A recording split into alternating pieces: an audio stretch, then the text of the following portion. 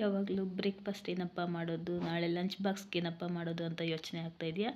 ಹಾಗಿದ್ದರೆ ಇವತ್ತು 2 ರೀತಿಯ ರೈಸ್ ಐಟಮ್ ಬ್ರೇಕ್ಫಾಸ್ಟ್ ಆಗಲಿ ಅಥವಾ ಲಂಚ್ ಬಾಕ್ಸ್ಗಾಗಲಿ ಮಾಡ್ಕೊಳ್ಳೋದು ಹೇಗೆ ಅಂತ ನೋಡ್ಕೊಳ್ಳೋಣ. ನಾನು Lekhana, welcome back to our channel. ಈ ರೆಸಿಪಿ ಇಷ್ಟ ಆದರೆ ಲೈಕ್ ಮಾಡಿ. ಇದೇ ಮೊದಲನೇ ಬಾರಿ ನನ್ನ ಚಾನಲ್ ನೋಡ್ತಾರೆ ಸಬ್ಸ್ಕ್ರೈಬ್ ಮಾಡ್ಕೊಳ್ಳಿ. ಈಗ ಟೈಮ್ ವೇಸ್ಟ್ ಮಾಡದೆ ಹೇಗೆ ಮಾಡ್ಕೊಳ್ಳೋದು ಅಂತ ನೋಡ್ಕೊಳ್ಳೋಣ. ಒಂದು ಪ್ಯಾನ್ಗೆ 2 ಟೇಬಲ್ ಸ್ಪೂನ್ ಆಗೋಷ್ಟು ಎಣ್ಣೆ ಸೇರಿಸ್ಕೊಂಡಿದ್ದೀನಿ. ಎಣ್ಣೆ ಸೇರಿಸ್ಕೊಂಡಂಥ ಸಾಸಿವೆ ಹಾಗೆ ಕಡಲೆಬೇಳೆ, ಉದ್ದಿನಬೇಳೆ ಸೇರಿಸ್ಕೊಂಡು ಒಂದು ಒಣಮೆಣಸಿನ್ಕಾಯಿನ ಸೇರಿಸ್ಕೊತಾ ಇದ್ದೀನಿ. ಖಾರ ಜಾಸ್ತಿ ಬೇಕು ಅನ್ನೋರು ಒಂದು ಎಕ್ಸ್ಟ್ರಾ ಸೇರಿಸ್ಕೋಬಹುದು. ಇಷ್ಟು ನೀಟಾಗಿ ಎಣ್ಣೆಯಲ್ಲಿ ಫ್ರೈ ಮಾಡ್ಕೊಳ್ಳೋಣ. ಕಡಲೆಬೇಳೆ, ಉದ್ದಿನಬೇಳೆ ಸ್ವಲ್ಪ ಎಣ್ಣೆಯಲ್ಲಿ ಫ್ರೈ ಆದರೆ ತಿನ್ನುವಾಗ ತುಂಬಾ ಚೆನ್ನಾಗಿರುತ್ತೆ. ಈಗ ಒಂದು ಆಲೂಗಡ್ಡೆ ಚಿಕ್ಕ ಚಿಕ್ಕದಾಗಿ ಕಟ್ ಮಾಡಿ ಇಟ್ಕೊಂಡಿದ್ದೀನಿ. ಇದನ್ನು ಸೇರಿಸ್ಕೊತಾ ಇದ್ದೀನಿ ಎಣ್ಣೆಗೆ. ಸ್ವಲ್ಪ ಎಣ್ಣೆ ಜಾಸ್ತಿ ಹಾಕ್ಕೊಂಡ್ರೆ ತುಂಬ ಟೇಸ್ಟಿಯಾಗಿ ಬರುತ್ತೆ. ಸ್ವಲ್ಪ ಎಣ್ಣೆಯಲ್ಲಿ ಫ್ರೈ ಮಾಡ್ಕೊಂಡಿದ ನಂತರ ಮೇನ್ ಇಂಗ್ರೀಡಿಯೆಂಟ್ಸೇ ಇದಕ್ಕೆ ನಾನು ಬಟಾಣಿ ಸೇರಿಸ್ಕೊತಾ ಇದ್ದೀನಿ. ಹಸಿ ಬಟಾಣಿ ಸೇರಿಸ್ಕೊತಾ ಇದ್ದೀನಿ. ಹಸಿ ಬಟಾಣಿ ಇಲ್ಲಾಂದರೆ ಒಣ ಬಟಾಣಿ ಬೇಯಿಸ್ಬಿಟ್ಟು ಸೇರಿಸ್ಕೋಬೇಕಾಗುತ್ತೆ. ಹಸಿ ಬಟಾಣಿ ಬದಲಾಗಿ ನಾವು ತೊಗರಿ ಕಾಳು ಅದನ್ನು ಸೇರಿಸ್ಕೋಬಹುದು. ತುಂಬಾ ಟೇಸ್ಟಿಯಾಗಿ ಬರುತ್ತೆ. ಸ್ವಲ್ಪ ಕೈ ಬಿಡದೆ ಎಣ್ಣೆಯಲ್ಲಿ ನೀಟಾಗಿ ಫ್ರೈ ಮಾಡ್ಕೊಳ್ಳೋಣ. ನಂತರ ಇದಕ್ಕೆ ಒಂದು ಕ್ಯಾಪ್ಸಿಕಮ್ನ ಕಟ್ ಮಾಡಿ ಇಟ್ಕೊಂಡಿದ್ದೀನಿ. ಇದನ್ನು ಸೇರಿಸ್ಕೊಂಡು ಎಣ್ಣೆಯಲ್ಲಿ ಫ್ರೈ ಮಾಡ್ಕೊತಾ ಇದ್ದೀನಿ.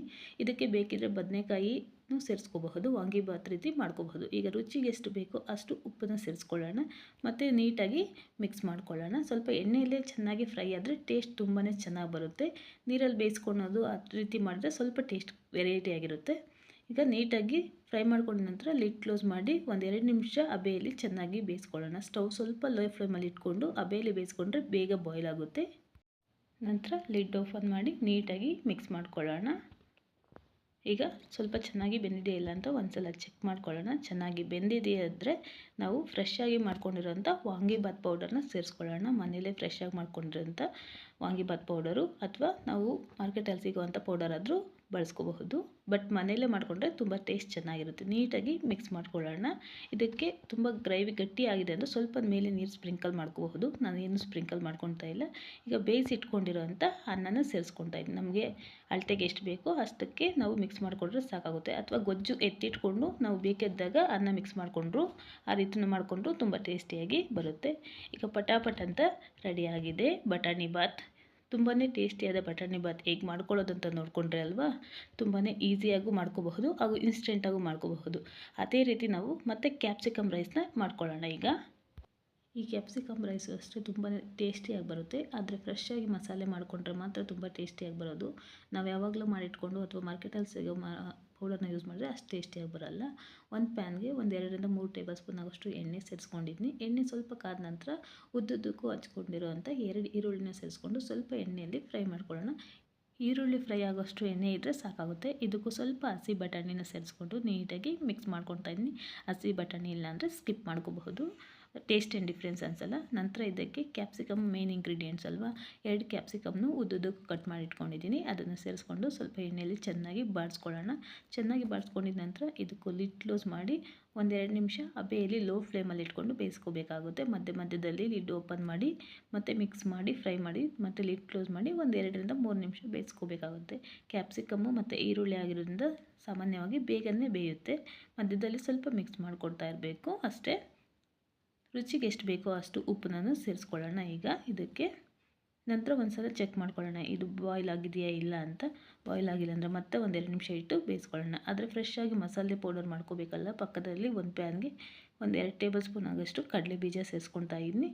ಹಾಗೆ ರೀತಿ ಸ್ವಲ್ಪ ಫ್ರೈ ಮಾಡ್ಕೊಂಡಿದ ನಂತರ ಇದನ್ನು ತೆಗೆದು ಬೇರೆ ಪಾತ್ರೆಗೆ ಇಟ್ಕೊಳ್ಳೋಣ. ನಂತರ 1 ಟೇಬಲ್ ಸ್ಪೂನ್ ಆಗೋಷ್ಟು ಸಾಸಿವೆನ ಸೇರಿಸ್ಕೊತಾ ಇದ್ದೀನಿ. ಸಾಸಿವೆನ ಸ್ವಲ್ಪ ಚಟಪಟ ಅನ್ನೋ ರೀತಿ ಫ್ರೈ ಮಾಡ್ಕೊಳ್ಳೋಣ. ಈ ರೀತಿ ಸಾಸಿವೆ ಸೇರಿಸ್ಕೊಳ್ಳೋದ್ರಿಂದ ನೋಡೋದಕ್ಕೆ ಸ್ವಲ್ಪ ಕಪ್ಪಾಗುತ್ತೆ, ಆದರೆ ಟೇಸ್ಟ್ ಮಾತ್ರ ತುಂಬಾ ಚೆನ್ನಾಗಿ ಬರುತ್ತೆ. ಇದಕ್ಕೆ 1 ಟೇಬಲ್ ಸ್ಪೂನ್ ಆಗೋಷ್ಟು ಬಿಳಿ ಎಳ್ಳು ಸೇರಿಸ್ಕೊತಾ ಇದ್ದೀನಿ. ಬಿಳಿ ಎಳ್ಳು ಅಷ್ಟೇ ಸ್ವಲ್ಪ ಚಟಪಟ ಅನ್ನೋ ರೀತಿ ನಾವು ಫ್ರೈ ಮಾಡ್ಕೊಳ್ಳೋಣ. ಎಲ್ಲನೂ ಫ್ರೈ ಮಾಡ್ಕೊಂಡಿದ ನಂತರ ಪಕ್ಕದಲ್ಲೇ ಒಂದು ಪ್ಲೇಟ್ಗೆ ಟ್ರಾನ್ಸ್ಫರ್ ಮಾಡ್ಕೊಳ್ಳೋಣ. ಇದಕ್ಕೆ 4 ಒಣಮೆಣಸಿನ್ಕಾಯಿ ಸೇರಿಸ್ಕೊತಾ ಇದ್ದೀನಿ. ಇದನ್ನು ಸ್ವಲ್ಪ ಫ್ರೈ ಮಾಡ್ಕೊಳ್ಳೋಣ. ನಂತರ ಸ್ವಲ್ಪ ಕರಿಬೇವು ಸ್ವಲ್ಪ ಸೇರಿಸ್ಕೊಂಡು ನೀಟಾಗಿ ಫ್ರೈ ಮಾಡ್ಕೊಳ್ಳೋಣ. ಒಂದೊಂದೇ ಇಂಗ್ರೀಡಿಯೆಂಟ್ಸ್ನ ಆ್ಯಡ್ ಮಾಡ್ಕೊಳ್ತಾ ಈ ರೀತಿ ಫ್ರೈ ಮಾಡ್ಕೋಬೇಕು. ಆಗಲೇ ತುಂಬಾ ಟೇಸ್ಟಿಯಾಗಿ ಪೌಡರು ರೆಡಿ ಆಗೋದು. ನಂತರ ಇಷ್ಟನ್ನು ಮಿಕ್ಸಿ ಜಾರಿಗೆ ಸೇರಿಸ್ಕೊತಾ ಇದ್ದೀನಿ.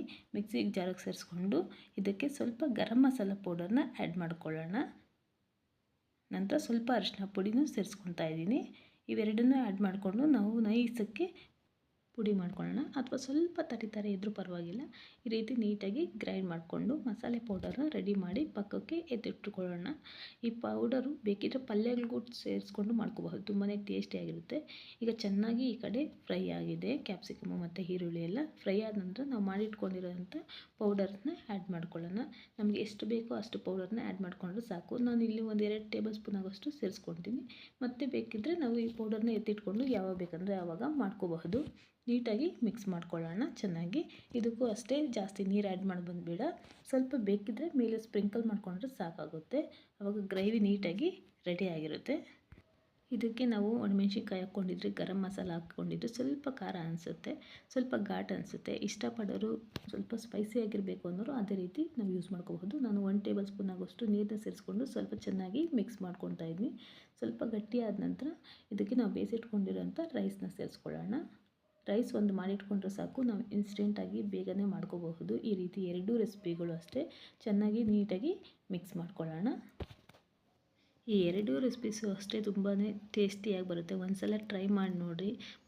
ಈ 2 ರೆಸಿಪೀಸು ಅಷ್ಟೇ ಗೊಜ್ಜು ಬೇಕಿದ್ದರೆ ನಾವು ರೆಡಿ ಮಾಡಿ ಇಟ್ಕೊಂಡು ಬೆಳಗ್ಗೆ ರೈಸ್ ಮಾಡಿಕೊಂಡು ಮಿಕ್ಸ್ ಮಾಡ್ಕೋಬಹುದು.